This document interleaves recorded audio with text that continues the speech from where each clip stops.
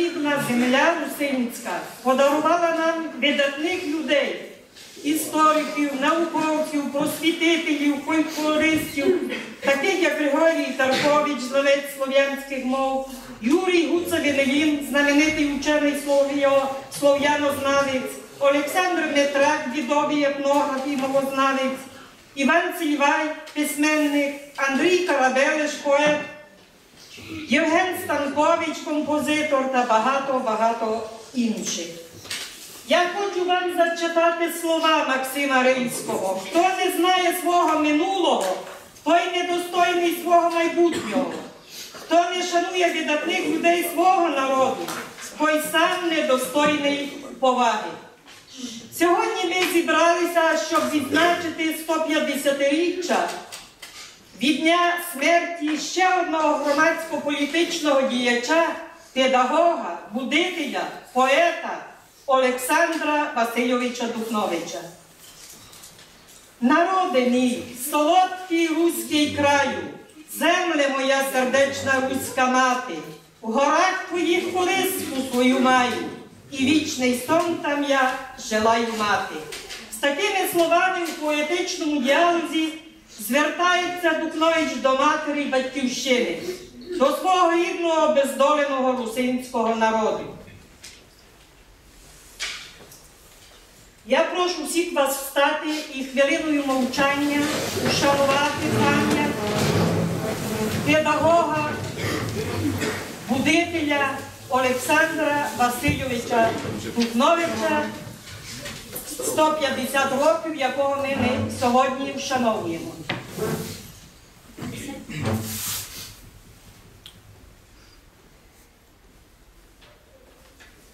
Сідайте.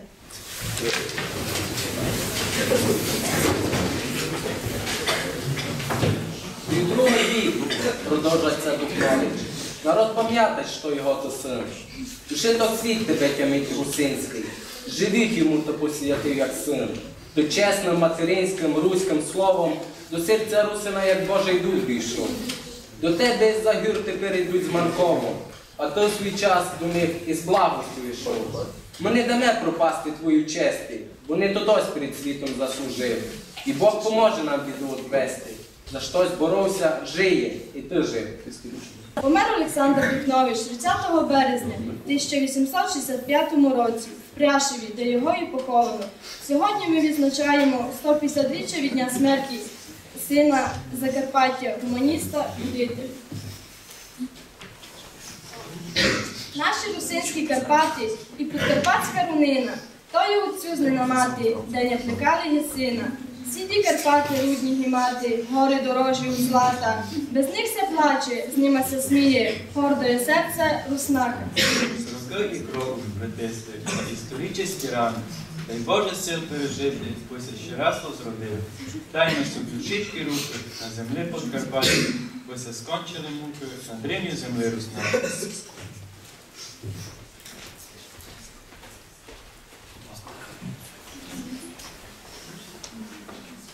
Ушитки знав, що ти чесно жив, і рідну землю ти любив. Любив благий народ сій славний, робітній, чесний і желаний. Всім народі ти віддів благость, просив із Бога, дай йому радость.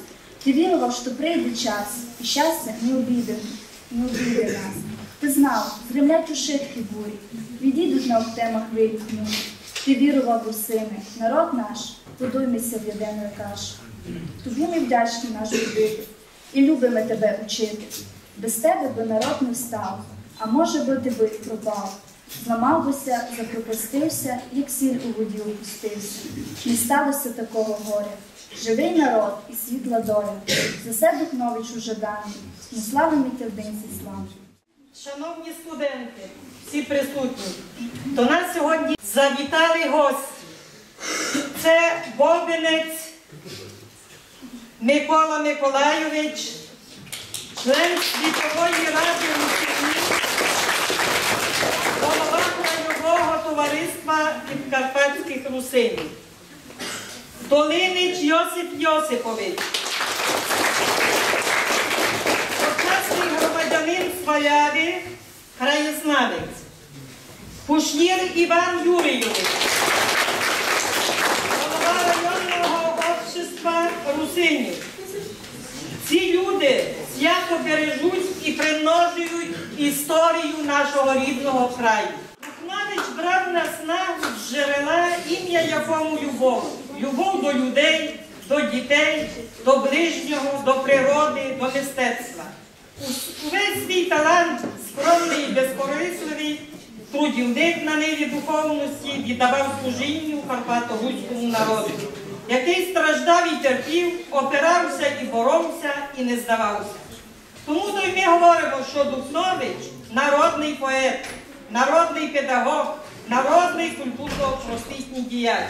Бо одним із провідних принципів його творчості є народність.